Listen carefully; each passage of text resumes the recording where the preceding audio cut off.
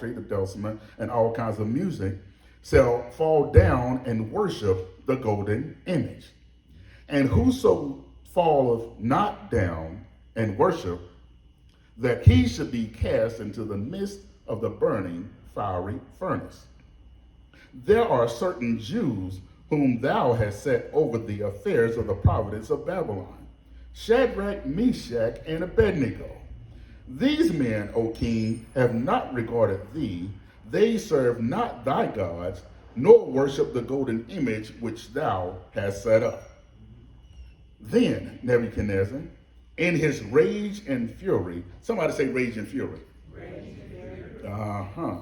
Commanded to bring Shadrach, Meshach, and Abednego, and then brought these men before the king. They brought the men before the king. Verse 14 of Daniel chapter 3.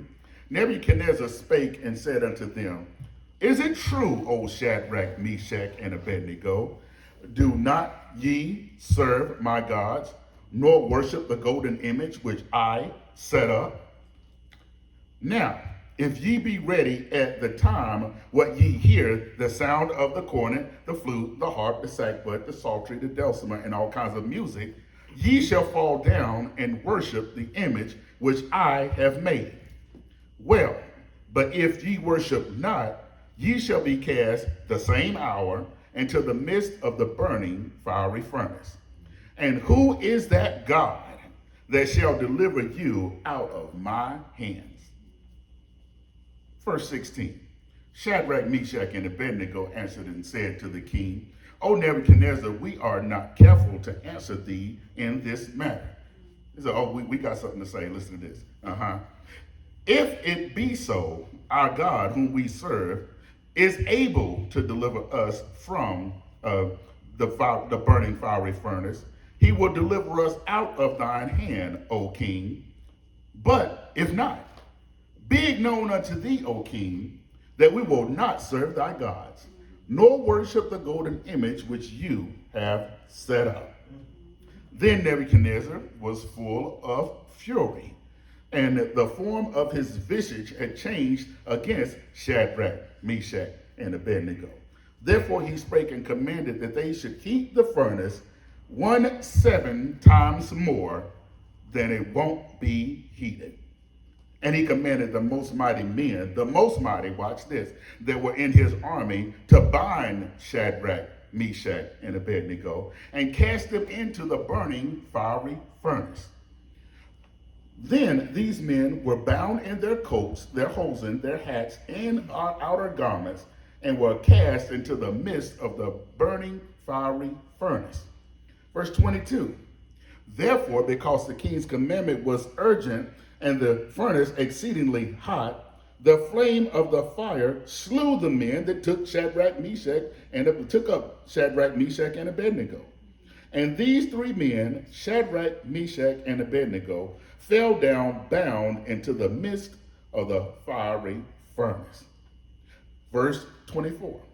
Then Nebuchadnezzar the king was astonished, and he rose up in haste and spake and said unto his counselors, Did we not cast in three, bound into the midst of the fire? And they answered and said unto the king, O true, O king. And he answered and said, Lo, I see 4 men loose, walking in the midst of the fire, and they have no hurt, and the form of the fourth is like the Son of God. Amen. Is that what your Bible reads? See, now y'all understand that's one of my favorite passages. It just captivates you all by itself. But this Daniel chapter 3, it is an amazing passage. And when you read it, it has so many sides to it. And I'm going to try to scrape the surface of this thing on today. But with the Lord's help, he's going to deliver the message that we need to hear on today. But 7 times harder is what God placed in my heart. 7 times harder. Because just as I did in my prelude, it seems like people are 7 times madder than they used to do. You could offend people and things would be over with even sometimes the same day. But now when you make somebody mad, that person mad at you is probably still mad right now. because people don't let things go anymore. It's like things are so intense. You can't just have a simple disagreement in your family or anywhere else. If you cut somebody off on the highway, people pulling out guns and pointing them at you, shooting you in your doors and all kind of stuff. I mean, I might not even saw you coming and was just trying to get over, and then you go, people are putting bullet holes in your car, following you home. You look up and that car's still behind you. That person's still mad, shaking their fists and throwing the finger and all that. What's wrong with people today? It's like things are 7 times harder. You bump up against somebody and somebody all mad. You tried to step on my shoes. They ready to fight, ready to kill you over their Jordans and all of these. It seems like things are 7 times worse. And everybody's all on edge and everybody's all upset. Somebody say, what's going on? What's going on? The devil is turning things up 7 times harder. I believe that's what's going on. Is everybody's all intense and people that used to let things go ain't letting things go no more. And people just stoke the fire and keep things going. Want to keep people all in a rage and all upset and politics and stuff. People that should be has been and gone and been your candidacy and everything should be over with. Well, how come we hearing so much about you on the news? Why don't you just go in the sunset like Jimmy Carter and the rest of them? But wait a minute. I think somebody likes poking the bear and stoking things and keeping things going. There's other things that you should be talking about, but the news tries to keep us focused on all these other things, and fire starting out of nowhere in the middle of stuff, and cars burning up, and then one car ain't touched next to it. Something fishy going on here in this world today, and all of this stuff, but they want to point and show something else. It seems like things are 7 times harder. I mean, how can a fire melt some aluminum wheels and melting glass and all of this kind of stuff? That ain't no natural fire, melting stuff like that. All of these things that are going on in this world today, but we want you to look the other direction. You know, buildings going straight down like an implosion. And it ain't even building that goes straight down. That's a controlled explosion. That ain't no building gonna fall like that. I tell you, you go out there and knock something over and you don't cut that tree the right way, that tree gonna fall whichever way it wanna fall. But how's the building gonna go straight down? And something fishy going on. Now, all of these things that are going on in this world today, the enemy is turning things up 7 times harder. And if you say something or speak against the wrong group of people or say something wrong, it seems like the whole forces of the enemy try to turn against people. They want to cancel your life out and everything you seek to do. Something's going on that's turning things up 7 times harder. It used to be you could just disagree with people and you could agree to disagree, but no, they don't want to leave it at that. They want to destroy you and keep after you long after something else has happened. What's going on? Watch this. I present to you today that people are erecting monuments. Erecting monuments. Watch this.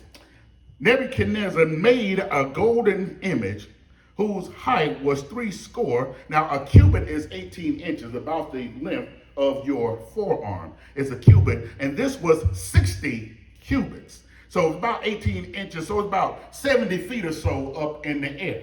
And it says that it was wide about 6 cubits, which is 18 inches, which would be about 7 feet all the way around. This thing was 7 feet on this side, on the other side, on the other side. So kind of like something like the Washington Monument that they had raised up. And it was gold. This thing was gold, this monument that he had erected. And he went out to a plain so everybody could see it and gather around it. He wanted to go out there where nothing was there, this flat ground. So when you come up over that hill and you're going to see that monument that King Nebuchadnezzar, kind of like some of them towers you see downtown. You get a clear day, you can see all the way downtown. You see some of the monuments that people have raised up. All of these monuments and these images, it was meant to gather the people around him. To say that I'm so great. Look what I have erected. This is my kingdom, Babylon. It's kind of like what God destroyed earlier. Remember in Babylon, the Tower of Babel?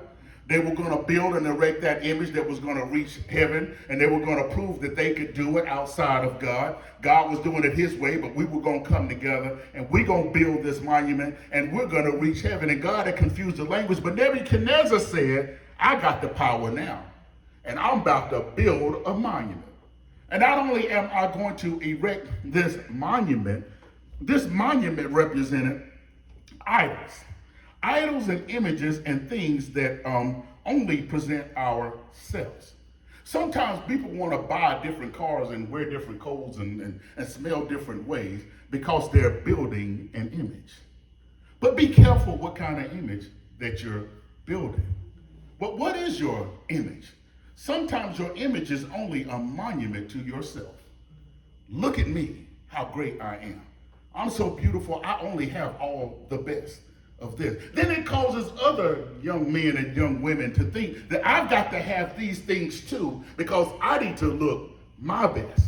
And if I don't have this brand and your stuff don't say that, your stuff is from Walmart and from Sears, you got to have this brand and this, and not knowing that all this stuff was made in the same sweatshop, but I've got this initials on my stuff. I got this on my bag. And they overseas laughing at these Americans that's buying all of this stuff that's made all in the same building. I was watching one clip and they were showing people making masks.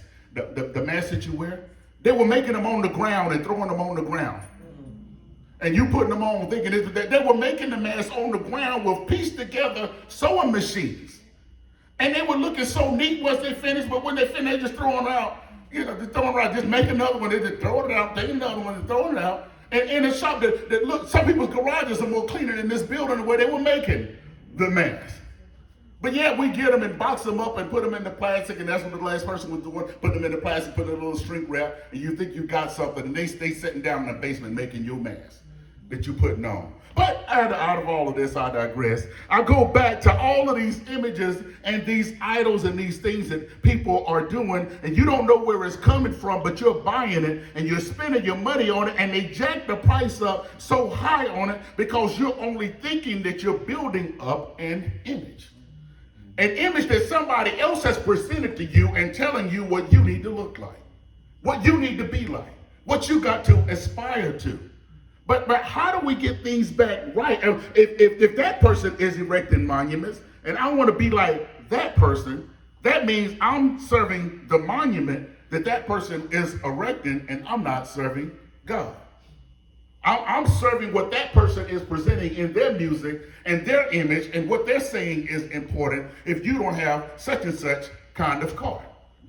Now, if I just perhaps might have one of those cars, you better believe that Pastor Bob done got a deal on it somewhere. If I'm going to drive, I ain't driving it because somebody else said you need to get it.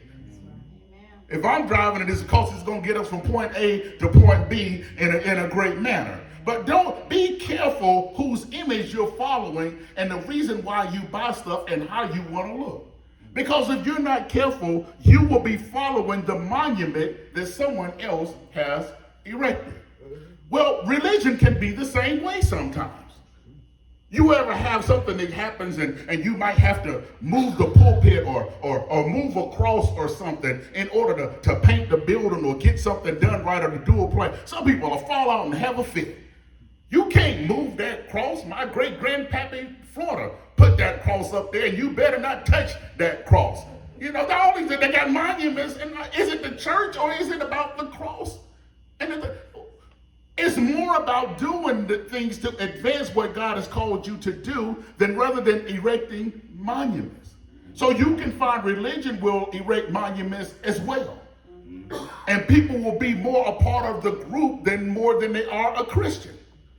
They will fight you over some creed and some other things that, wait a minute now, if what this person is saying right and this person isn't against me, we must be on the same side.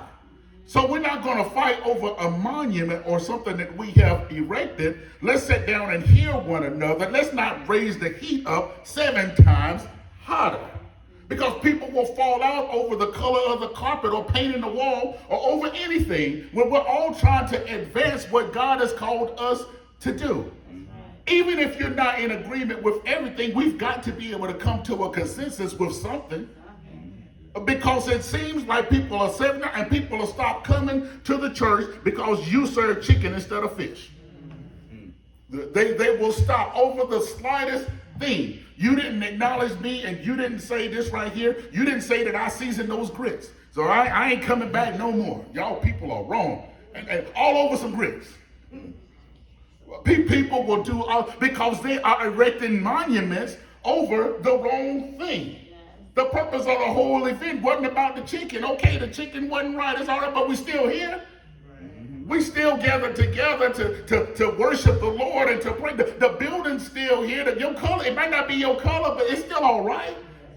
How about you change the color in your picture? When you turn you tint out, you turn that color, and you turn it whatever color you want it to, and you can be happy, and all your pictures can have the church blue.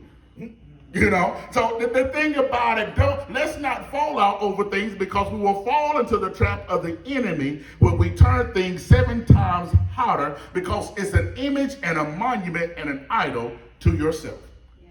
Nebuchadnezzar was erected an idol to himself, which was in direct contradiction to what God would have him to do. And God said, well, I got something for you. Nebuchadnezzar did all this, and watch this.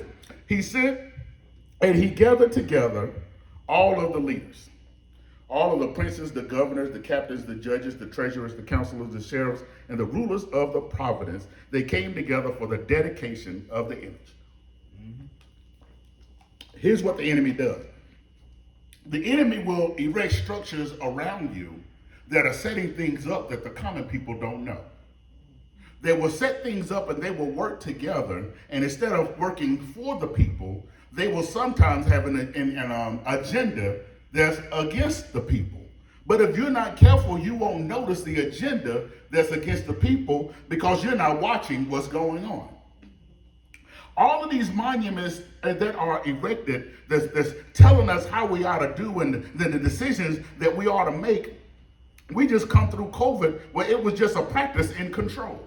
A practice in control to see if you can get everybody to do the same thing, and if you can shut everything down at the same time. Some people's livelihoods were stomped out because of a decision that came. And how was it funny that some people knew what was going to happen? Some people were making moves on the stock market and doing all kind of stuff, and they profited from the disease because they knew what was about to happen.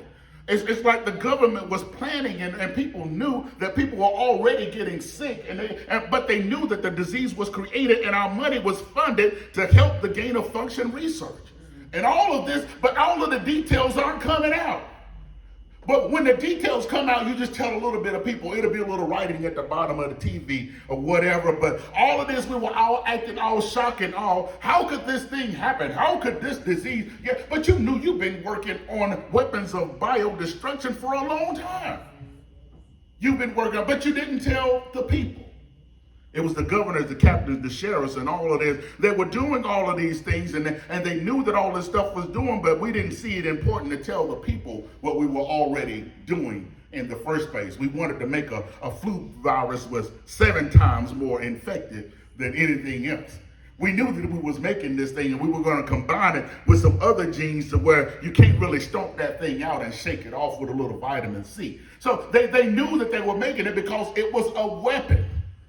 It was a weapon. And so all of these things that we got, and all these issues and all of this stuff that's happening, is because people are erecting images. They were erecting idols, and they were erecting things to themselves, and the government is guilty as well of setting these things up, just like Nebuchadnezzar, because they were working against the people and not for the people. Well, watch this. After he gathered them all together, he let them know that was about to happen. He said, you're here for the dedication. You stood before this image. And wait a minute, I got some announcements coming. Then verse 4, a herald came and cried aloud to command the people of all the nations and languages. At the time when you hear this music, I'm going to give you a warm up to get ready.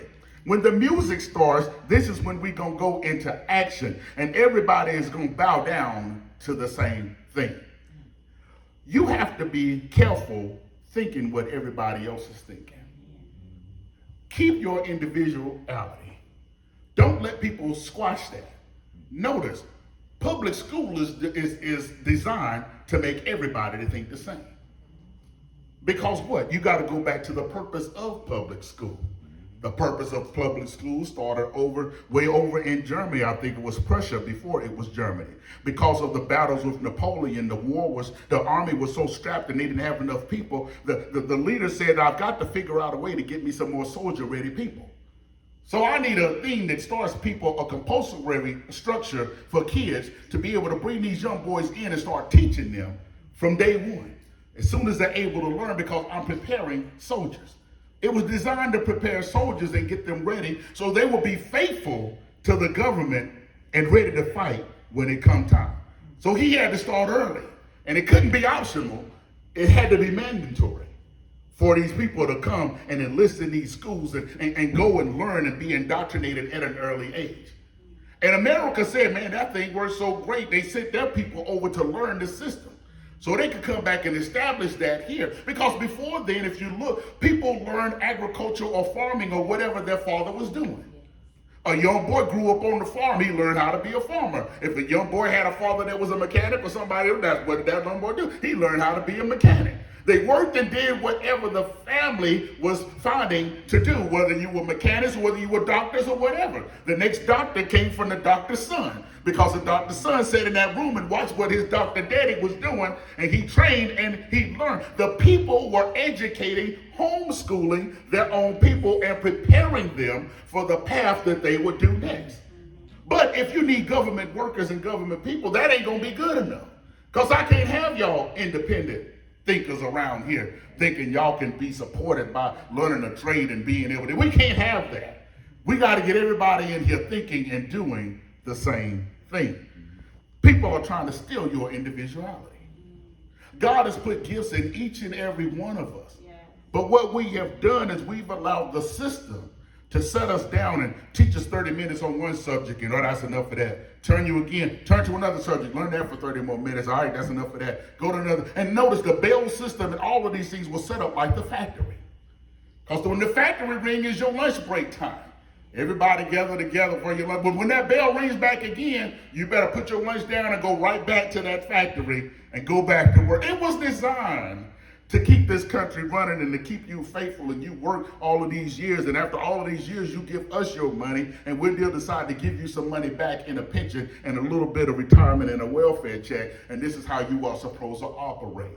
It was set up so that the government continued to be structuring. Well, it's nothing new. It was done way back then, and the hero always said, when I cry out, it's going to be commanded to you, all nations and people, that when you hear the sound of the cornet, the sackbut, the dulcimer, the psaltery, the dulcimer, and all kinds of music, that you should fall down and worship the golden image.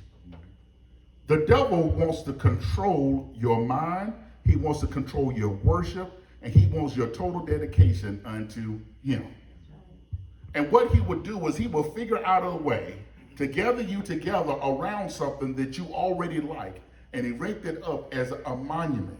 And here you are, the direction that you're going in, you don't know why, you don't have to look beyond the direction that you're going in, but it's meant to gather people around and gather people together. But there's no more tool like the internet now that can gather people. The internet gathers people, and they'll find your favorite subject, and they will store up on those things that you like. And they will start shooting you even more of what you like. As soon as you look up something, or with your phone, you can talk about a place. You ever talked about a restaurant and an ad and a coupon will pop up on your phone? You can talk about an oil change and watch. My iPad now is listening to me. It's going to send me oil change stuff. And all this, it's going to cater all of those things towards you, because these devices are trying to build images in your own head. Because if I can get you pointed and focused on the wrong thing, then you're not focusing on what you need to be focusing on. 7 times harder. These things are just getting so intense, and the internet is a 7 times device to where it can turn up whatever your problem is, it can magnify your problem. It will show you new different ways and ideas where you thought I could get away with this, and how can I do this, and you're looking it up, and it's going to keep feeding you more and more information. For criminals and everything alike, it's just feeding you information. How do we handle these things in this world where things are getting 7 times harder? But well, I got to digress and present to you. Nebuchadnezzar had several problems. But one of the problems, the first one is pride. Pride. Be careful that your success doesn't lead you into pride. Just because you're successful at something, it's not for you to get proud about what you have done. Because pride is destructive. Nothing well comes from pride or that proud look. In fact, it's one of the things that God hates. It's that you were created by God and blessed by God. There's nothing that anybody in this room can do that God hadn't blessed you and given you the ability to do it. So why would you be proud about it if it's a gift from God? Pride is the first thing that raised them up. But watch this. After pride and then that proud look, and then you start to take it on and you start to take the glory that belongs to God. When you start to take the glory that belongs to God, then you start having a proud look. Your demeanor is not the same. Well, we were all the same until you started making more money. And when you started making more money and you started buying things that other people couldn't buy, it's not enough to have it. I got to show it. Young people have put all kind of ear piercing and gold and stuff all over places. And if they got all these piercings and tattoos and stuff, it's not good enough to have it. They got to show it. And so because I got all these tattoos and whatever, and you can't see this on my upper thigh, I got to start wearing some see-through stuff so you can see it. Because I got all these tattoos and stuff like that. Because I'm so proud of all of this stuff and my piercings and stuff. It ain't good enough for just me to know what's there. I got to show it now. So that's how that pride leans over into that proud look. I have all of this and now I got to show all of this off. And now here you are, you're your own monument. You're your own display with your own pride and your own proud look. And the last thing that I got to talk about, well, not last in this category, is his ego. His ego. These three things, pride, the proud look, and ego, they lead to another thing. Because watch this. When he found out that the Jews weren't bowing down, he got angry. He had fury and rage.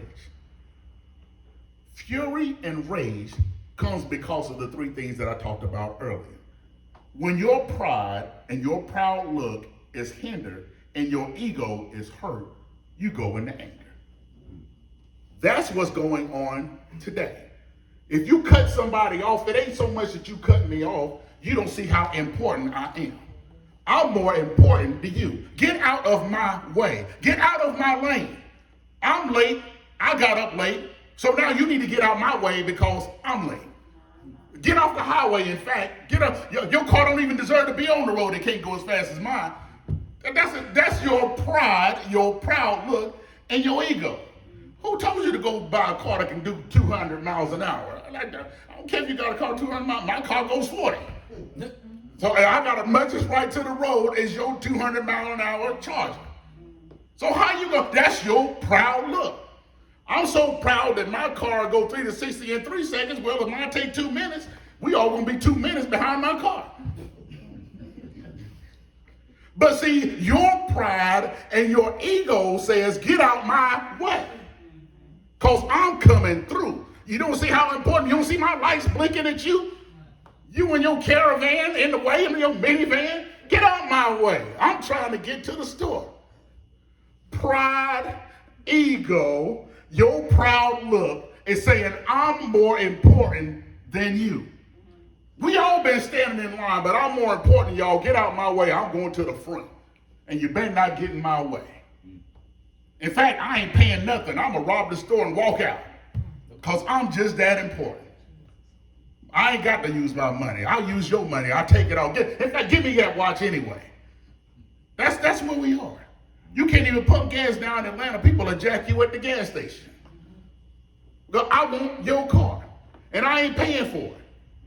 How many cars? On the South Carolina line, I was reading this week, I think it was like hundreds of cars and people that have been arrested and stolen cars because South Carolina said, if you steal a car in North Carolina and cross the border, we gonna catch you. So they just been running stolen cars as soon as they cross the line. And they've been arresting people left and right. And they put it out in an ad that I was reading this week. All these stolen cars riding around. And they said, the minute you cross the line, we gonna get you if you cross into South Carolina. But why is this? All of this pride, this ego, I'm more important. I gotta get these things. That's what led to the rage and the anger of Nebuchadnezzar. That's why things are 7 times harder. Because we've been sold the bill of goods that most important person is you.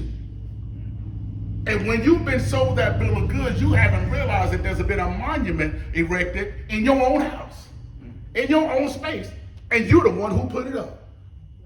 I'm more important than everybody else. And if you don't bow down when I say bow down, when I come through, something wrong with you.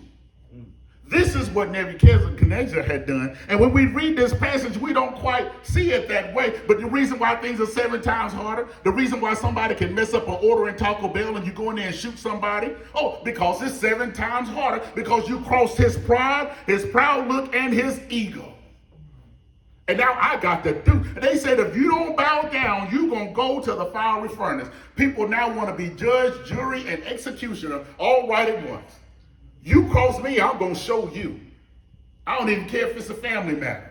You don't treat me like that because you have crossed my pride, my proud look, and my ego. Now my ego's tarnished, and I got to go I got to defend my monument. So we have everybody today defending their own monument, defending their own stance. I don't care what you think no more. What you think ain't important. It's all about what I think. And if I think that you offended me, I'm going to be mad at you. It's because of my pride, my proud look, and my ego. I don't care how things have been for years, but now it's changing. And I'm going to be the one that changes. I'm just going to sit there and change up all over. No more genders no more. Just everybody's whoever. What? Wait a minute. And if you come against me, my pride and my ego and my monument, me and my forces are going to come against you, and we're going to cancel everything out. Because this is how it's going to be. It's the same as the fiery furnace. But we can't quite see it that way. But you don't see it that way because somebody's trying to burn you. And why does somebody try to burn you? Because you don't cross their pride, their ego, and their proud look. Everybody can't be right, but everybody can be wrong. So what you've got to do is we've got to go back to the source and see why are things 7 times harder? Simple disagreements. I believe there was a shooting a few weeks before that. It was 2 men that was arguing. I think they was arguing over a deer or something. People can't even argue over deer meat and stuff without going back and killing somebody. There's all kind of things in every county, in every place. Somebody might be arguing over jewelry. Somebody's arguing over money. Somebody's arguing over their order at Taco Bell. All of these different things is because people's egos are out of control. And they don't realize that they have erected a monument and said, if you don't bow down to me, it's going to be some consequences and some repercussions. That's what we're doing.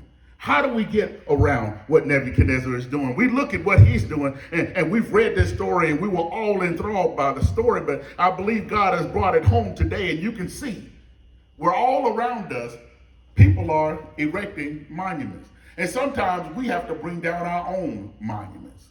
Because if your ego and your reputation is more important than the greater good of what God is saying, you might have a monument erected. You have to tear down that monument and say, well, God, what is your will? Because it was all a setup for the big announcement.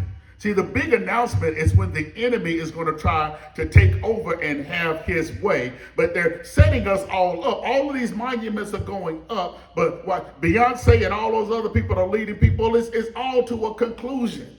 Because you're trying to cut off young people. You're cutting young people off and you want them following the wrong thing. That's why they will endorse and they will pay for the music and they will push up one thing because that's what they want you to hear. But then positive stuff and Christian things, and that we don't want to hear that. But we want you to present this. Be careful who your celebrity is. Right.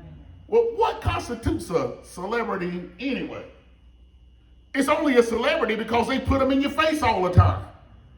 They put their music, they put their image, they put all of these things, and that's what makes them a celebrity, is because that's who you have chosen to put out. There's prettier girls out there picking cotton somewhere. And you thinking that this is all of them. No, it could be somebody working in the back room, somewhere chopping up some meat.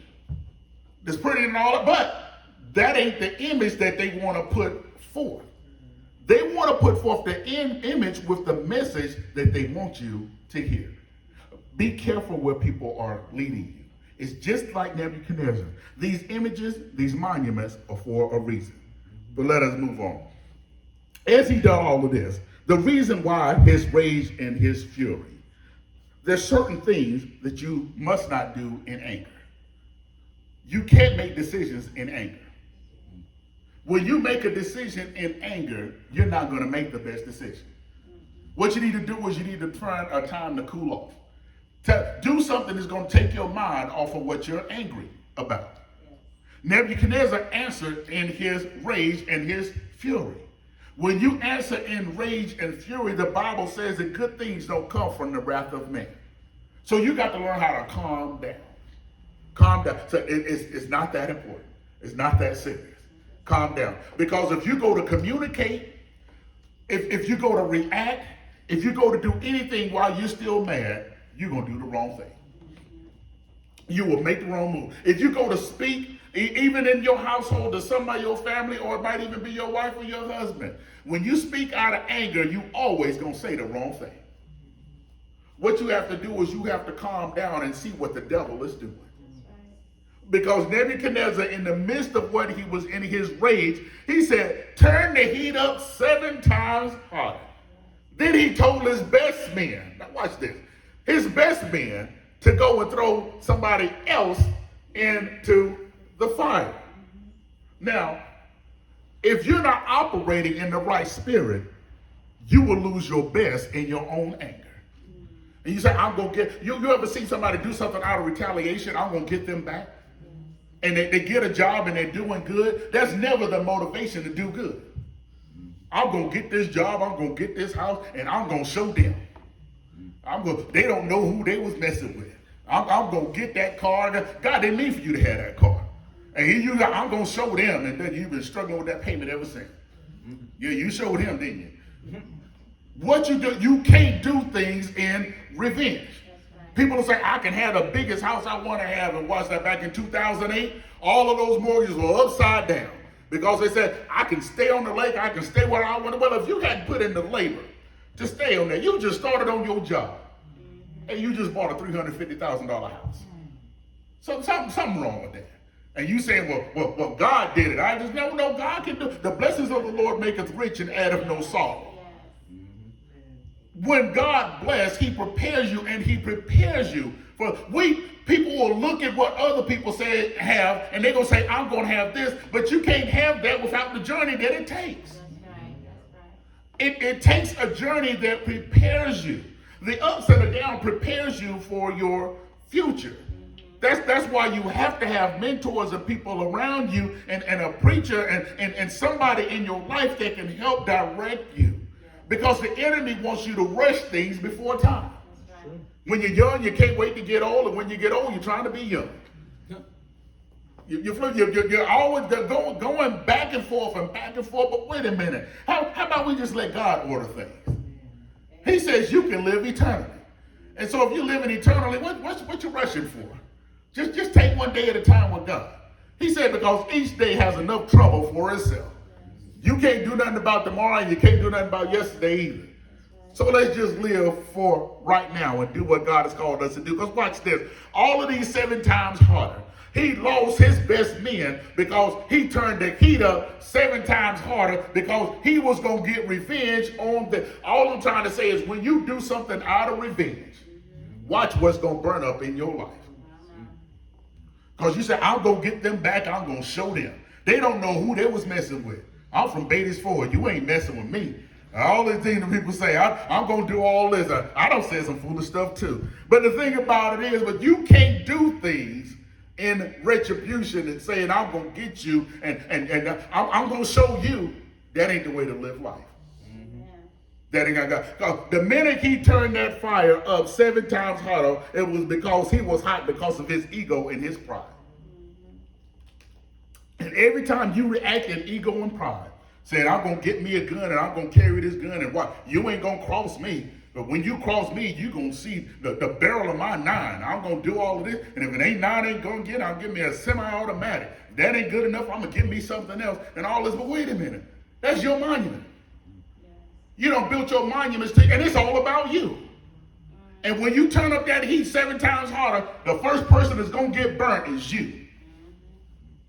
You're going to get burned up and you saying, well, I'm just going to go get me another one. I'm going to have me some more. All these things I'm going to get, all these weapons that people are collecting, and all these other things. And the person, once that thing gets turned up 7 times harder, someone in your own house gets shot by something you don't bought.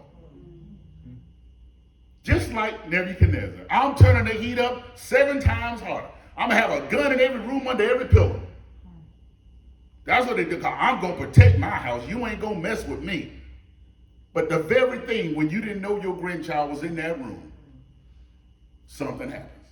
Because you thought you was going to turn your heat up 7 times. Setting booby traps all over your property and all this other stuff. And your grandma go try to check the mail and she done fell in your trap. Because you done got all kind of stuff all around your house. And I'm going to do this and I'm going to do that because you ain't going to mess with me. People are turning around in folks' driveway and they're getting shot. Walking up to the wrong house and getting shot. Because, what's wrong with you? What are you protecting?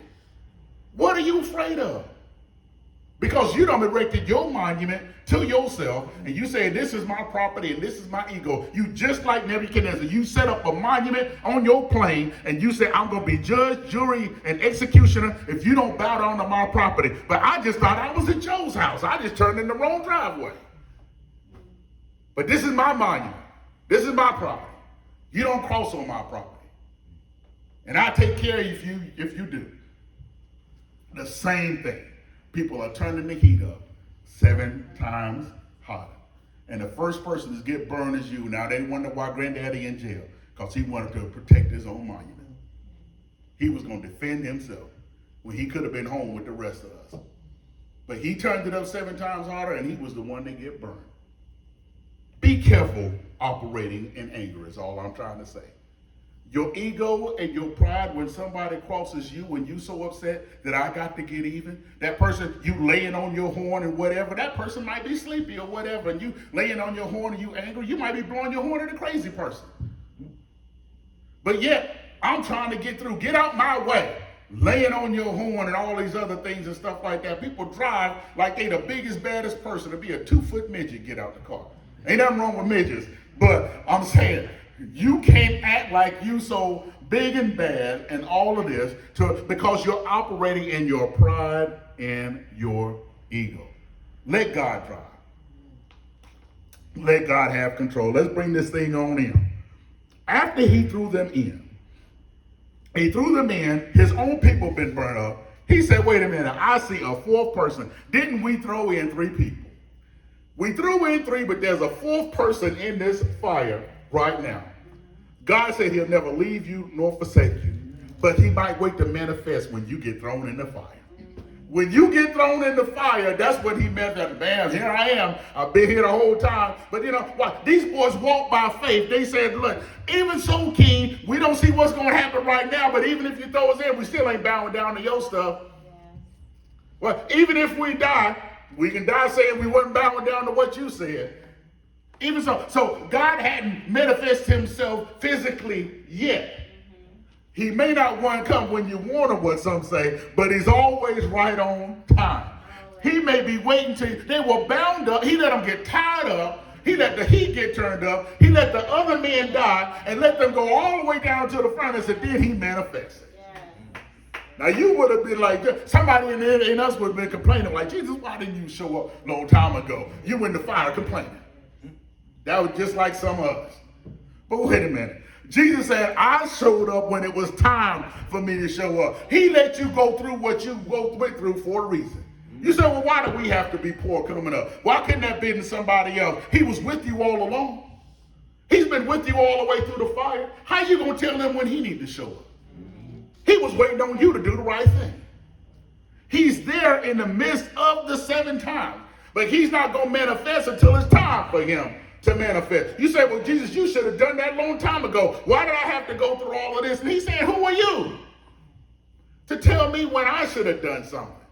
You're operating on my timetable. I made you and I formed you. How you going to tell me when you needed the money? I knew when you needed the money. And the money was waiting on you when you got your act together. I'm just waiting on you to tear down all of those monuments and the ego and stop following the wrong thing.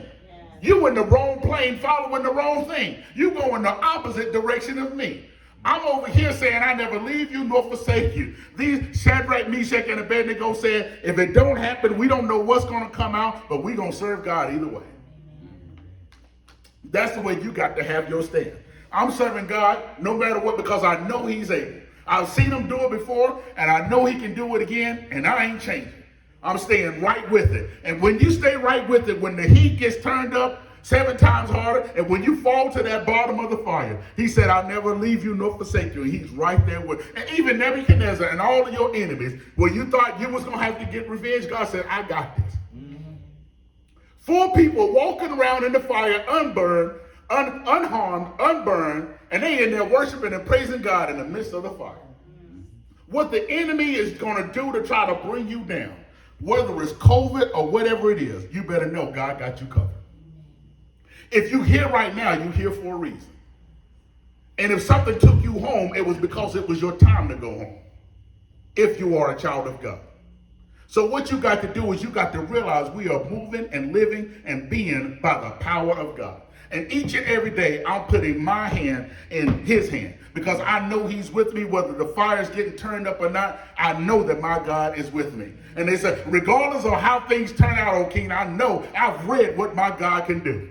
So regardless, turn up your heat, do what you got to do, play your music. I don't care how many times you play your record. With the harpsichord, the psaltery, the dulcimer, I don't care what else you pull out. We ain't bowing down because we're going to stand right here. That's the stand that we got to take. I don't care what care what artists come out. I don't care what she look like or whatever. God has better. He has better. Be careful the image and the monument that they're pushing because they're pushing an agenda. But what? I serve the agenda that's written right here in the Word of God. It's spelled out. The story is so plain, but people read over it and they think it's like a children's story. But you'll never read this story again the same. Because you will realize that maybe I got some monuments too. Well, my pride and my ego, I've been defending it. Might be my gun collection, it might be my clothes collection. Is that a monument to you? Or you just like to try? If you will have the humility and you won't have the pride, it's fine for people to look decent. But it ain't all about you. It ain't a thing to look at me. Some people will dress and show up and if they don't get all the attention, then something's wrong. That's because that was a monument to you in the first place. God don't mind you having excellence. He wouldn't have put gold and silver and all these things in the Garden of Eden for us to enjoy if it wasn't for us to enjoy. But it's not for a monument to you. It's a monument so you can be a blessing to everybody else and everybody can have gold and silver. That's just the norm. That's just how we roll. But it's not an image unto us because it can come and it can go. But I'm serving God regardless. Because it's with him that I stand, because it is in him I live, move, and have my being. But all of what is said today, you're going to have to go back, get the tape, listen to it over and over and over again. The reason why things are 7 times harder is because pride, the proud look, and ego has people operating in anger.